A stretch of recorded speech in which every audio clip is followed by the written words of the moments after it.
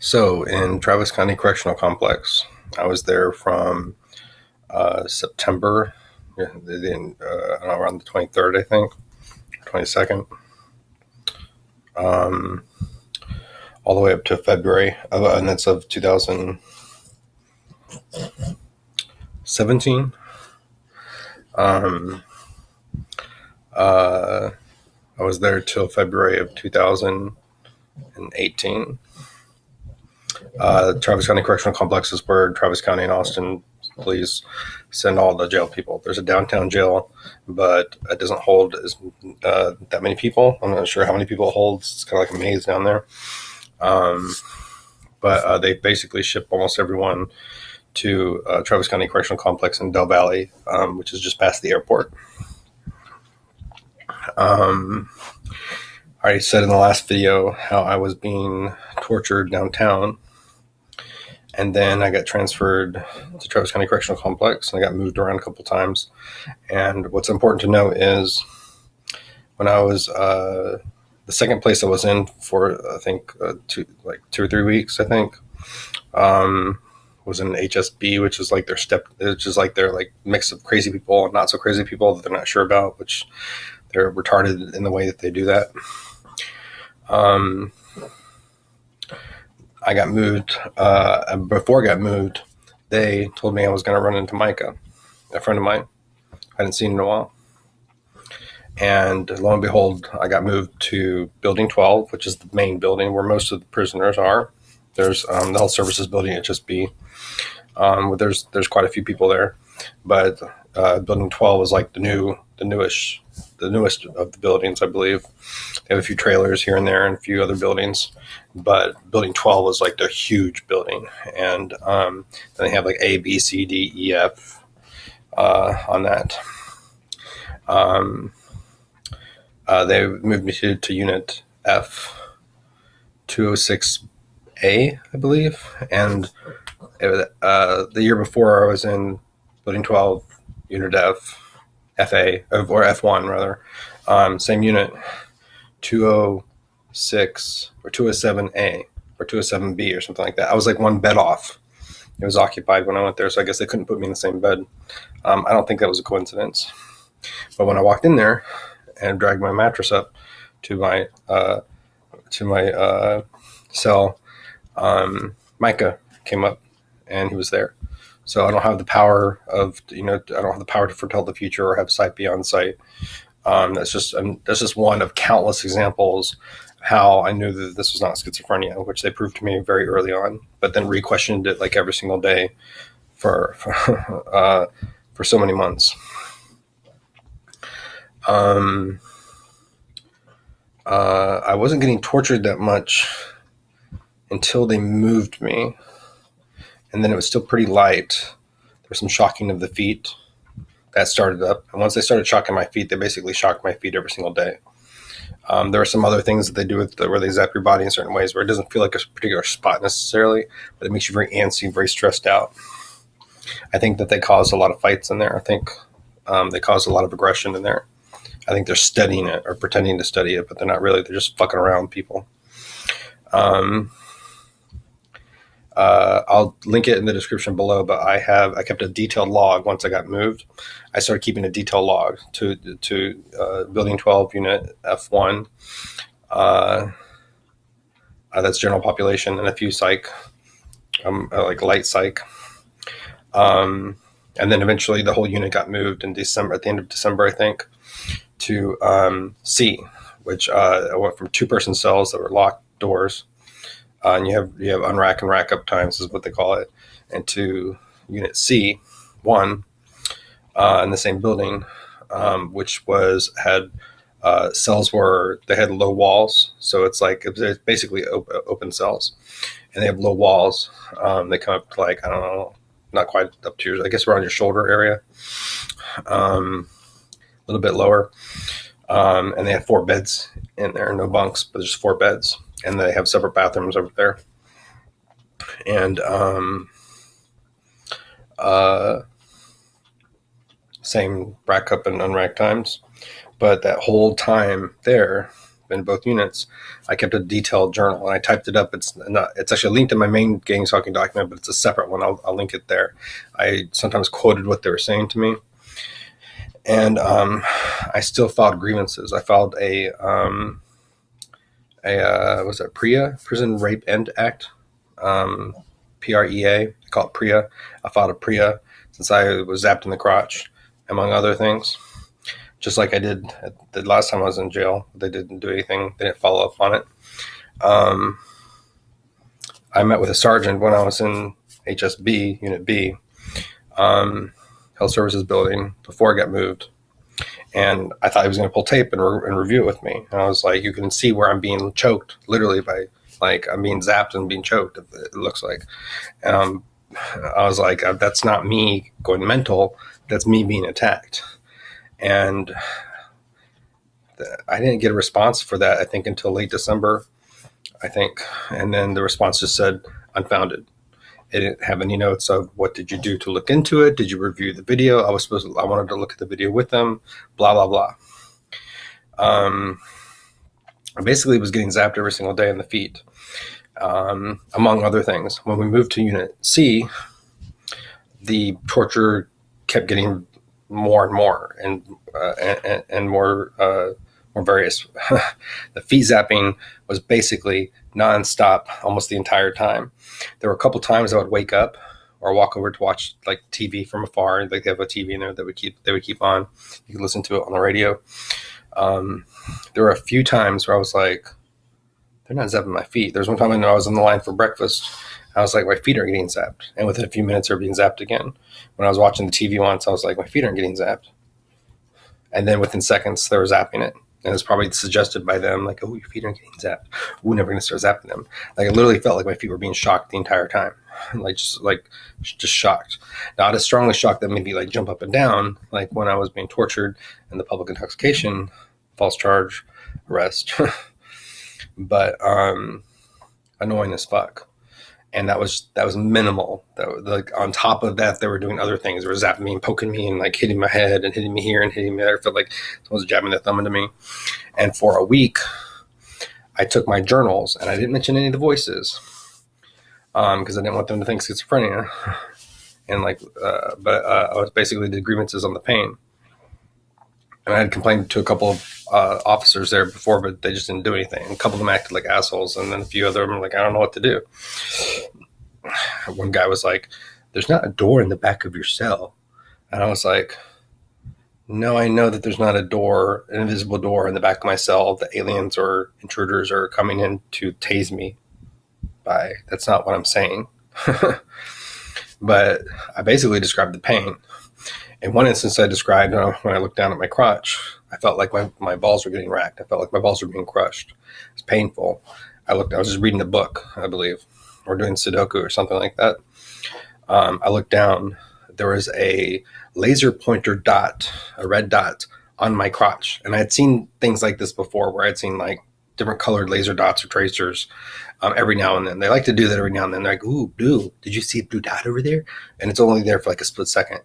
And they're like, ooh, did you see it? And sometimes they'll say it beforehand, but usually they'll say it afterwards. But it's stupid. It's like, yeah, there's blue, so what? There's a blue dot over there. Who gives a shit? Like, it's dumb. It's among many of the stupid things that they do. And they're still hitting me like in the back. It still feels like someone's punching me like right below my kidneys. I put my hand here, and I feel a warmth. I feel a pressure, and I feel electricity. And I keep moving it. They're trying to like dodge it. Oh, I feel it there. Now I don't feel it in my hand. Now I'm feeling it in my lower back. Ooh, now my hand's hurting, but my lower, and it's partially blocking it, but they're hitting it from multiple angles, and they're moving it around. That's not up here. But another thing they did with my feet was they did this knocking. It felt like somebody was like, they kept that up for like, I don't know, a month and a half. 2 months. That was annoying as fuck. Sometimes they'll do a vibration. Oh, but the write-up. But then I did a write-up. I even described like when I looked down, I felt like my crotch was being like crushed. I saw a laser pointer dot on it, and then it vanished. And I put my hand over my crotch, and my hand felt like it was being crushed like that. I just felt intense pain, and I didn't feel it in my balls anymore. It subsided. Whenever they do it in the balls, it still subsides pretty almost immediately, not as immediately as other areas of the body. There's still like an ache that like lingers for like a little bit. Um, Guys, you can understand what I'm talking about. It's like if you get ragged, there's sort of an echo or a lingering effect. But I felt it in my hand, and I did that all the time. They would jab my neck all the time, like right here. And like in my write-up, I would put times and dates where I would be like, okay, I'm standing at my cell. I was standing there with my notepad writing, and I was hoping that they would pull the video footage with me because I was doing sanity checks. I wanted them to look at the video with me or look at it and like look at what I was writing or typed up. I was like, look, I'm standing at my cell. I'm feeling a jab at if my Adam's apple is 12 o'clock. I couldn't have made like this any clearer. If my Adam's apple is 12 o'clock, then I feel it like 3 o'clock. And I was like, I feel it right here. I was like, if I turn 180 degrees, and like in the jail, like they didn't move the beams around so much. They did sometimes, but they're pretty much usually constant. So like, and sometimes they go through period. Usually they do keep them constant. They don't move them around as much. They move them around more lately, more recently. And anytime I'm having a friend, like when I was the last house I was at with Tim, he would try to feel for them. They would dodge him all the time because they didn't want him to be a witness. But I'd be standing in my cell. I'd be like, look, I'm feeling it here. And I would motion for the cameras. Like I was hoping that they would pull the video footage. I'm like, look, I feel something right here jabbing me. It feels like an electric jolt and someone like jabbing their thumb into my neck right there. And I would write when I turned 180 degrees, and I would do this. I would literally like a stupid motherfucker. I would like turn around 180 degrees, and I would be like for the camera, and I'd be like, now I feel it here, but I'd be turned around, so it'd be like it'd still be coming here, but I would be turned around and be like, now I feel it here at 9 o'clock because there's something coming from like somewhere over here, some direction, hitting my neck right there. And I'd be like, I can block it. I can do this. I don't feel it anymore. I feel this in my feet. My feet are feeling the vibration. Now they don't. Now I'm blocking it. Now I feel something here in my stomach. I put my hand in front of it, and now I feel it in my hand, and I no longer feel it in my stomach. I'm blocking it like that. And like I would write it up like that. So nothing in my write-ups should have been, because I didn't mention the voices, should have been responded to in a psychiatric way. They kept throwing counselors at me. Well, first of all, they ignored it, and they threw counselors at me. They threw 2 counselors to me in 2 days. And one counselor was like, you just need to follow up with your PREA complaint. Because I kept trying to meet with the sergeant, like you didn't follow up with that PREA complaint that you promised to, the Prison Rape End Act violation. Since it is a violation, it doesn't matter if it's a broom handle or a person's hand or these, it's still a sexual touch. You're still touching me in a private place, and you're not allowed to do that. And she was like, you just need to keep doing that. And then 2 days later, a counselor woke me up, and I'd been up all night. I was sleeping, and I was like, I don't need to speak to you. And she's like, I heard you seeing like laser beams and stuff. And I'm like, I'm not seeing laser beams all over the place. I saw a laser pointer dot on there, or like a tracer or something. Like, and then and they were like, and I was like, can you not read the complaint? Not to the counselor necessarily, and I didn't speak with her, and she stupidly sent me back to Health Services Building, Unit F, which is where like half the people are there are in orange stripes instead of gray or black stripes. Which that means they're like maximum security and they only get 1 hour of time. I only got 4 hours out of the cell. 1 hour in the morning if you're up early enough, and it's optional. You have to ask to be let out. And then like an hour for lunch, and then like 2 hours for dinner, or 2 hours for lunch and 1 hour for dinner, or something like that. And that's it. And then I was just stuck in a single person cell. I was there for 3 days. And these assholes there like kept me locked up for 24 hours because I was banging my notebook against it. I was like, no. I was like, I need to speak to the counselor. They're like, we'll give it. They were like, well, we'll get that note to them. I'm like what? And like, so they won't get it for a few days. And they're like, yeah, that's right. I'm like, asshole. I mean, I call them assholes, but they were assholes. And the one guard kept coming to my door and like taunting me. And yeah, that's when I was in there, and I heard you shouldn't have told on us. And then that's where all the coincidences happen. Like I was reading the Gunslinger series, the Dark Tower series, and the number 19 is like a special number. And they like to point out coincidences, and they like to make coincidences as well. Well, one of the coincidences is the responding sergeant was named Dill, and Dill was a big buzzword with them. And they used to like, ooh, dill pickles, dill, ooh, dill, dill, dill. That was one of the original buzzwords.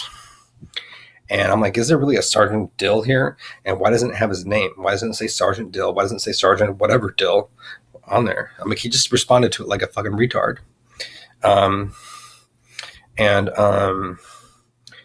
And luckily I got moved back to a different cell, but in the same unit. So I got with a good group of people there, and we made meals all the time. I basically was the chef there. I made a few cakes there. So I was like proud of like being able to cook in jail. And my dad was nice enough to give me the outside commissary and the inside commissary. So I got the little Kool-Aid like mix-ins for the drinks, which you couldn't get on the inside commissary. And I usually was doing pretty fine there on food. And we make big ass bowls of for dinner and have enough to like share with our even people outside of our cell. But yeah, they said they should have told us. Oh, and the number 19. When they moved me, first of all, they moved me to like I think cell 42 or 43, and that was a special number. That was a buzz number because I was 42, and then 43 at the time. So it's like, oh, 42, 43. It's like, and also like the Hitchhiker's Guide is the meaning of the universe. That's another buzz. That's another one that they clinged on to. I'm not saying that that's like nothing more than a coincidence, but like I don't think it was a coincidence that I got moved to the cell that I was almost in, and like they told me I was going to meet Micah, and I got moved to the unit that Micah was in. So it's like that's just not their subliminal influence. That's them, working with people in Travis County. And I got moved, and they're like, "Hey, grab a mattress out of like cell 19, empty. That one has a clean mattress, or has a mattress in there. You can clean it." I was like, is that just coincidence? Like, ooh, cell 19. Ooh, number 19, it's special. I'm not making more of it, but I'm just saying, I'm just putting it there because they put a lot of coincidences. I don't think all of these are just coincidences. I think some of them were manufactured, especially the ones in there. I mean, how did they know it was going to be moved to the unit where Micah was going to be? I mean, it's a huge ass building. There's other places I could have been moved to. I mean, there's dozens of other units. It's not a coincidence that I just happened to land in the unit where Mike was in. And I saw a couple of other people that came through there that I don't think were coincidences and got put in the same unit with me. It's not that many people in a unit. 4 times. There's like 50 or 100 people in a unit. But like, there's dozens of units in there. Like each letter has 4 units in it. And it goes from A through F, and I think there's a G, but I think it's the padded cell. Yeah. So I got moved back to C1. Luckily, I got in the same unit because I made friends there. I had played soccer with some of them. Or kicked the basketball around. We played soccer with it. We just kicked it around. I was playing spades and quite a bit, or Uno. All the time it kept getting zapped or vibrated. Sometimes I'd be sitting down playing spades and it would be very awkward, and they just would vibrate me. I feel like my whole butt vibrate or my legs vibrate. And I'm like, that's not coming from here. Like, they're literally vibrating. It's not like I feel like a slight sensation of vibration. No, I feel like this. Like I wasn't shaking, but like my butt was vibrating. It was like, it felt like the seat was vibrating, but not, it was my body. It was like the electricity in my body, or my feet were vibrating. And I basically shocked my feet to the very last day I was there and beyond, and even after I got out.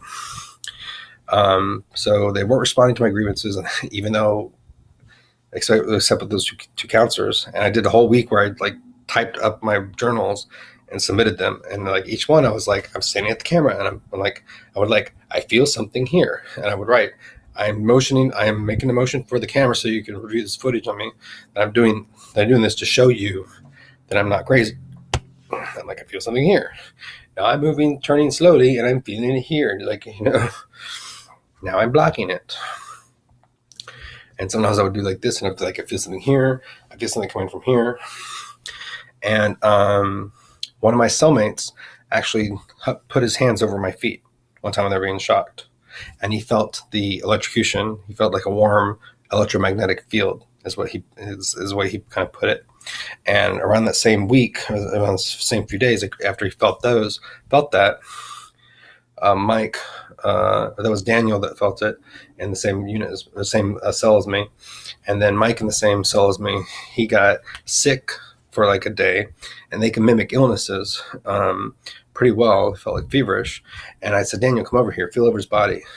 And he was lying on his back, and like Daniel and I hovered or like did this individually, separately. And we each felt something over his head and then something over his stomach. The same beams like that were hitting my feet, but they felt slightly different. There was a weight to it. There was a heat to it. And it felt like an electromagnetic beam. I didn't feel like my hands were being shocked, but they felt like they were in an energy field. Daniel felt the same thing. And when I put my hands over, I put one or two hands over Mike's head, the guy that was feeling sick, because I felt the beam hitting his head, he went, oh my God, I instantly feel better. And we repeated that. And anytime we blocked the beam, he instantly felt he didn't feel feverish or sick anymore. And I'm like, they're doing that to you. And then they did the same thing to me one day for like a little bit, not as long as they did to him. And they've done it to me a few times since then. It feels like you have a cold or a fever or like a mild flu. They can bring it on like that. They can make you feel achy and tired like that. Right now they're pushing against my upper lip. They have pinpoint precision too. And then Chris, this guy that was in the unit or the cell below us, or it was like at a diagonal, he had a bed like almost directly below me, but at a slight diagonal. And he said that there was one night where he was getting his feet shocked, and they were going numb. And he said he flipped around the next night, and then his shoulder and upper arm was going numb and getting shocked. I'm like, Chris, you're getting my collateral damage. Like your collateral damage from what? Like from when they're missing me or going through me or when they're trying to hit me, they're hitting you. And so he and Daniel are my witnesses. And there was another guy in the unit, John, I forgot what we called him. We didn't call him by his real name. I forgot what we called him in there. But he's also listed as a victim. John William Pate, I think is his name. He was going through almost the exact same thing I was going through. He heard the voices. He described the same patterns in the voices. I was like, do you hear them before you hear them? Like when you hear them, does it feel like they're repeating themselves? Like you just heard it like microseconds or a few seconds before then, like at a subliminal level or a lower volume? And he was like, yeah. I was like, you have a soundboard? And he was like, yeah. He's like, and they keep fucking with me. And he was getting shocked too. He was getting his feet shocked. He was getting body shocked. He was getting zapped. He was hearing the voices. And there were other people that were experiencing this as well that I had already met, that they had come and gone, and they had that subset of what I was going through. But he was going through the full thing, the most of anyone else that I've talked to. And so we all filed grievances. I don't know if Chris did because he said he would, but I left the day that I heard about it from him, and I was like, please file a grievance, and he promised that he would file a grievance. So I'm assuming he did, and so that's why I'm putting him as a witness that went on official record. I'm assuming he did. He's still a witness, but that's two witnesses and two victims, and the three of us before Chris, we put our grievances in writing. And finally, a sergeant met and spoke with us. I don't know if it was the Sergeant Dill, but he spoke with each of us individually. We each gave the same supporting statements. And he asked the other guys, he was like, did he put you up to this? Because I guess he was tired of seeing my grievances, and he thought I was making this shit up. And when I met with him, I'm like, I'm not making this up. I'm like, I'm getting shocked. And I'm being shocked every single day, and I can block it with my hands. And I don't think any of us mentioned the voices, but I was basically, because I don't want to focus on that. But I was like, I'm getting shocked. And law enforcement officers should know about riot and crowd control devices that can do this. Like, I wasn't aware of them, and a lot of the public may not be aware of them, but every single law enforcement officer, I believe, is aware of these devices. And they should be able to connect. They should have been able to connect the dots on that. He did absolutely nothing. I mean, I left, but like, what, they didn't do anything. And I've contacted the sheriff since then, and she won't respond to it. And I know that she read my message on Facebook because it looked like she was about to type a response, and then she didn't finish it and didn't respond to me on Facebook. So, Sally, you're in deep shit, as is the police chief of Manor and Austin. But we each met with him, and I was like a couple days before I left. Or I think it was 2 days before I left, or I think 2 or 3 days. When I heard about Chris was a few days later, like the day before I left, or the day I left. And I was like, please do a grievance, and he promised that he would the next day. So I'm assuming he did go on official record. I'm listing him as official record. He's still a witness that could be contacted, nonetheless, and a victim, technically.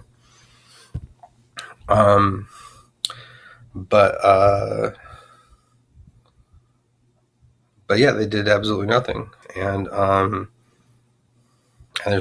I just can't believe there's people on record that they're not looking into this. But my feet got shocked every single day. I kept getting jabbed.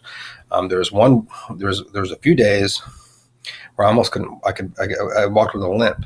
Like I was just walking around the day room, and then they basically mimicked a pinched nerve, like right there, and they kept hitting me like right around my lower back, my hip area. They kept zapping me like a motherfucker there. And then finally, like, I don't know if it was from them doing that or them continuing to mimic it.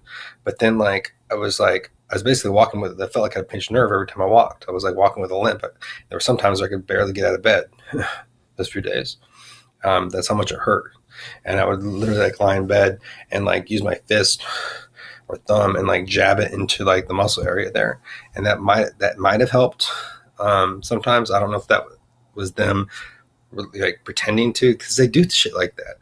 They do things where like they pretend to give you a fake defense to what they're doing, and then they'll act it out as if that is a defense, and then later you find out that it's not a defense to it, and that they were just pretending to like, and they were just pulling one over on you, which is like the most ridiculous, stupid thing in the world. It's like, so it was a defense to it because it still worked. It's like when they hit me in my head. Like, I don't know if Advil does anything or not. I don't know if it helps reduce the pain for future attacks during the period that the medicine's in there. But because I don't know if it still works on that same type of pain the same way it does on normal headaches or not. I'm not sure. Maybe it does a little bit. But regardless, a lot of times they'll hitting me in my upper lip again. They're hitting me right here. Sometimes when they do the head thing and then like they create a migraine, like, ooh, you should take some Advil. And then I'll put off taking Advil, and then I'll take Advil, and then they'll like reduce like hitting me in the head and acting like the Advil's taking it away.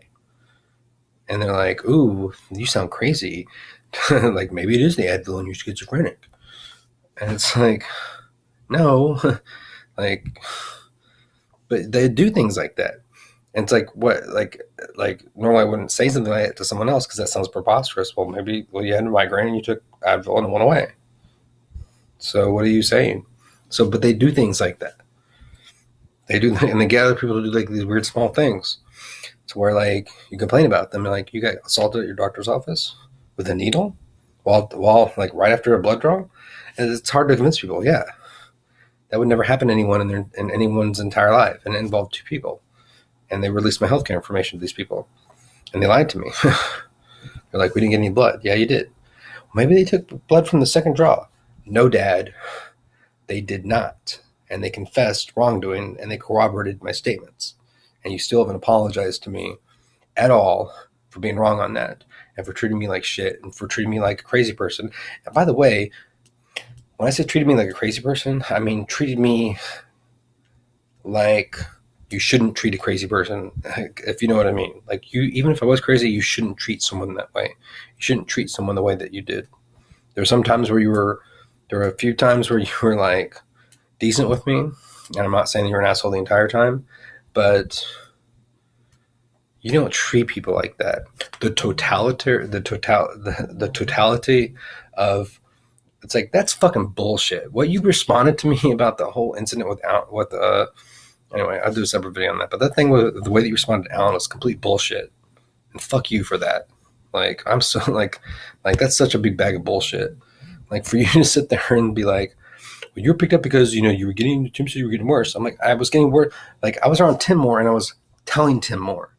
So, yeah. But as far as Alan knew, I wasn't getting worse. There were 2 incidences where I got loud for a brief period of time. And he said something to me. And I got quiet. And they weren't even loud enough for someone to even be that alarmed by. It would be just someone to say quiet, like, oh, hey, you're being too loud. Okay. Sorry. Someone that's in pain all the time. Yeah, I'm gonna cry out in pain like, once a month. Ooh, that's a horrible roommate. That deserves a hammer taken to the door, which is a violent act, Dad. And for you to say that it's not a violent act, that is complete and utter bullshit. I keep losing so much respect for you. Each response that you send to me, it's utter bullshit, regardless if you're under their influence or not, which I don't think you are. I think you were part of the time. Your response was utter bullshit. And like, I am so disappointed in you for the way you responded to that. I did nothing wrong. And you acted like I did something evil and wrong and bad. I did nothing wrong. I was yanked out of my bed. I guess it's a separate video. I was yanked out of my bed and like, I was a victim. And you treat me like shit. Fuck you.